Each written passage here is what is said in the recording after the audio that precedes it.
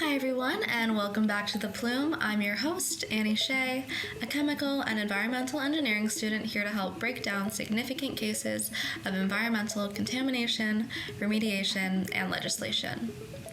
Over the last couple episodes, we've been diving into the Toxic Substance Control Act and the chemicals that the EPA regulates under this act. Last week, we talked about lead and the failure across levels of government to implement and enforce federal drinking water regulations that led to the Flint water crisis. On today's episode, we'll be discussing PCBs, what they are, what happens to them in the environment, and why we might care about them today. So let's get started. So, what are PCBs? The acronym stands for Polychlorinated Biphenyls, a group of man-made organic chemicals known as chlorinated hydrocarbons. In other words, chemicals consisting of carbon, hydrogen, and chlorine atoms. Within these hydrocarbons, the placement of the chlorine typically dictates the properties as well as the name of that particular PCB. As a whole, PCBs have no taste and no smell, and they range from thin, light-colored liquids to yellow or black, waxy solids. They tend to be very stable mixtures, which are resistant to extreme conditions such as high temperature and pressure. They are also incredibly dangerous to humans and other life. Exposure is typically associated with toxic developmental effects, skin conditions, and liver damage.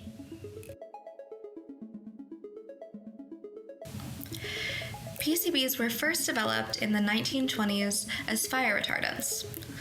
The main company to produce them in the US was Monsanto, which was founded in 1901 and a leading producer of chemical, agricultural, and biochemical products.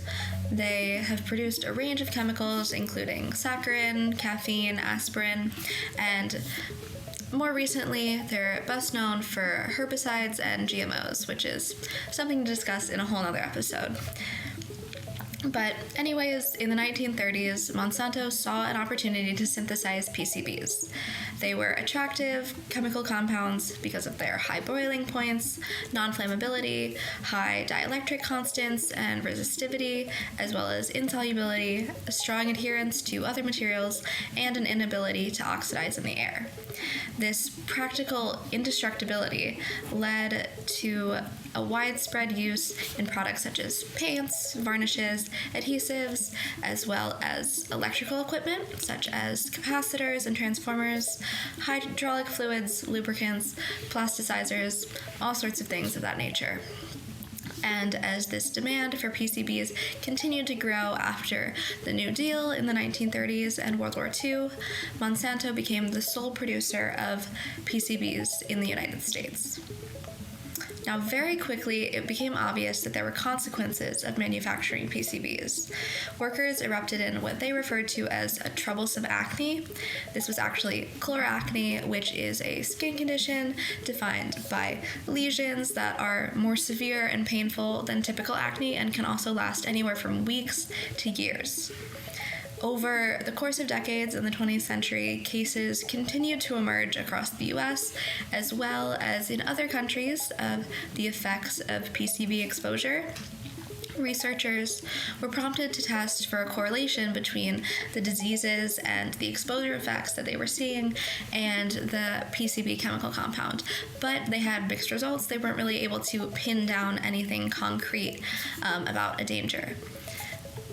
As these warnings and concerns were arising, Monsanto was fairly slow to respond. They were afraid of losing capital as they did have a monopoly on PCBs and didn't want to halt production of one of their major products.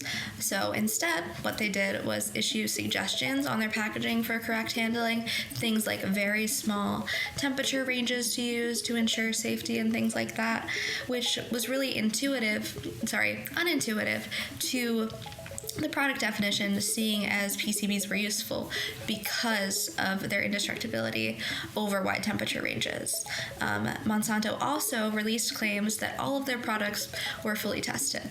But at the same time, research indicated that PCBs were an environmental threat to birds, shrimp, fish, other wildlife, as well as a liver toxin and a cause of skin disease. Now, it was not until increased warnings and increased testing findings attracted the attention of the public in 1969 that Monsanto got around to conducting their own long-term testing of their goods. And almost a decade later, in 1979, surrounded by enormous negative publicity and federal initiatives based on concrete evidence about the danger of PCBs, Monsanto finally ceased manufacturing them in 1977. And in the same year, the Toxic Substance Control Act, which we've talked about in previous episodes, was signed into law and banned PCB production. So now, you might be asking, if PCBs are no longer produced, if their production is banned, why would we care about them today? And the simple and unfortunate answer is that the practical indestructibility that made them so attractive as a material worked a little too well. This property made it extremely difficult to ever remove PCBs from the environment, which it's estimated is where more than half of the PCBs ever produced have ended up, whether that be that they were released through spills, through equipment leaks, or through improper disposal and storage. There's been improper burning of PCBs. All sorts of things like that have allowed more than half of them to end up in the environment. And now that they're in the environment, they present a risk of exposure to wildlife, to humans, all sorts of things like that. In the environment, PCBs accumulate in the food chain and then persist in ecosystems as a result because they don't degrade, they're insoluble, that sort of thing. They are, as I just said, fairly insoluble in water, but the PCBs that do exist in water sources can bioaccumulate in fish and other aquatic organisms to concentrations that are tens of thousands of times higher than that at which they would exist in water. Now, when another animal, another fish, or a person then comes along and eats that fish, they're ingesting those PCBs, which are easily absorbed by and stored in the body. Additionally, throughout the 20th century, PCBs were very commonly used to construct buildings, many of which are still standing today. So that means that light fixtures, electrical equipment, paint, adhesives, all sorts of things existing in those spaces can release PCBs. There is then an exposure risk associated with either skin contact or inhalation within those spaces. Once exposure to PCBs has occurred, there is definitely a health risk associated. Exposure has typically been associated with toxic developmental, reproductive, endocrine, and carcinogenic effects. PCB exposure has been proven to cause cancer in animals, including impacts to the immune, reproductive, nervous, and endocrine systems. And studies of humans exposed to PCBs support evidence that these chemicals also have carcinogenic effects on humans. So the EPA has classified PCBs as probable human carcinogens, which is the characterization included in the Toxic Substances Control Act, under which PCB production is banned, and it cites quite a few studies on animals as well as cases of exposure to humans, where there have been links to conditions such as liver cancer and malignant melanomas across multiple studies. And as is the case with many pollutants we've discussed previously on this podcast, the severity of the health effects hinges on the severity and the frequency of exposure that has occurred.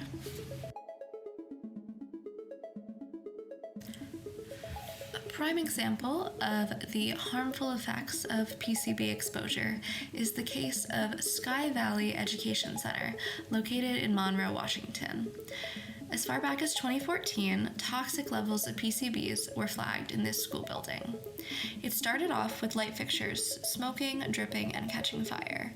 Teachers resorted to having fans in their classrooms to clear the just nauseating fumes produced by the smoking lights. An unidentified black oil, later discovered to be PCB oil, was leaking from the ceiling onto desks and carpets and had to be collected in buckets across classrooms. The teachers, of course, took notice and raised concerns about health issues that were occurring among the students and faculty, and they collected carpet samples and classroom air filters to send to labs for testing, where levels of PCBs were then discovered. Despite all of this, state law did not urge a response to the findings, and school district officials insisted that the chemical substance had been successfully removed from the facility. This clearly was not the reality. In the following years, hundreds of students and faculty exhibited symptoms linked to PCB exposure, various reports of things like developmental issues, skin conditions, brain damage, liver damage, cancer in a few of the faculty who had been exposed for multiple years, and more. So after this, victims rightfully sought reparations, with more than 200 parents, teachers, and students filing lawsuits against Monsanto.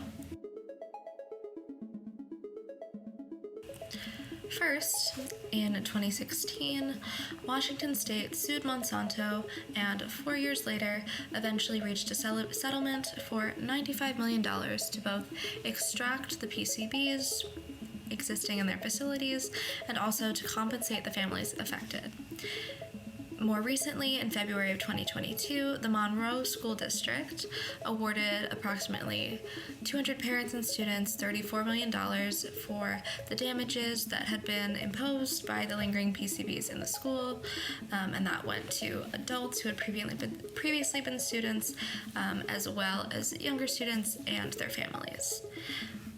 As far as faculty who were impacted, Washington state law prohibited them from suing their employer, so many filed lawsuits against Monsanto, more specifically Bayer Pharmaceuticals, which is the German company that bought out Monsanto in 2018. They won in these verdicts and were awarded up to $200 million in damages, and there are at least 20 other cases still currently awaiting trial against the PCB manufacturing, which also have anticipated millions of dollars in damages. And throughout this whole litigation process, Monsanto has been adamant that there are still little to no levels of PCBs in the school and no evidence of exposure to PCBs within those affected, claiming that it's actually negligence on the part of the school and the state that this exposure occurred.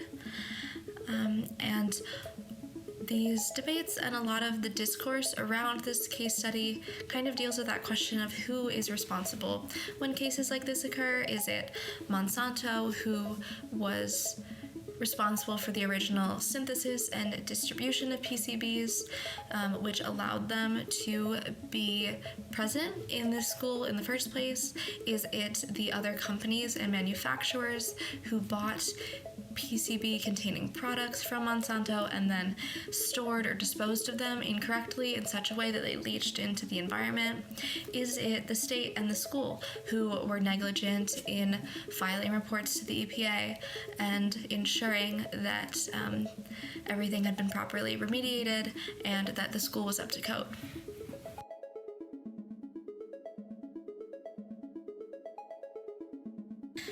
Now, there are certainly cases to be made against all of the parties I mentioned responsible in this situation.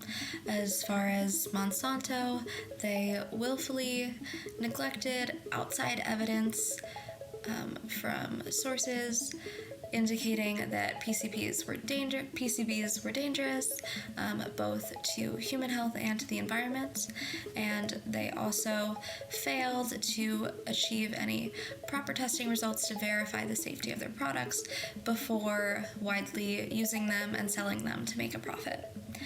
And then on the other hand of the state and school officials, despite knowing that there was a risk associated with PCB exposure due to the time and area in which these buildings had been constructed, many of the officials were slow to respond to warnings and required testing that was issued by the EPA, endangering everyone residing in those spaces. And the officials also continued to assert that cleanup efforts at the school were successful despite parent complaints and health inspections flagging toxic chemical levels. Official reports sent to the EPA also claimed that the school was clear of environmental hazards despite those materials remaining present.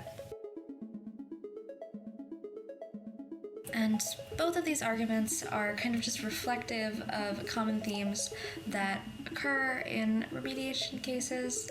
The first of those being just the general lack of regulation that was present and enforced with early chemical development. Prior to the enactment of the Toxic Substances Control Act in 1976, there were 70,000-ish chemicals in production, and only maybe 1,000 or 2,000 of those were regulated under the Food and Drug Administration. The rest were widely unknown and just used during that time.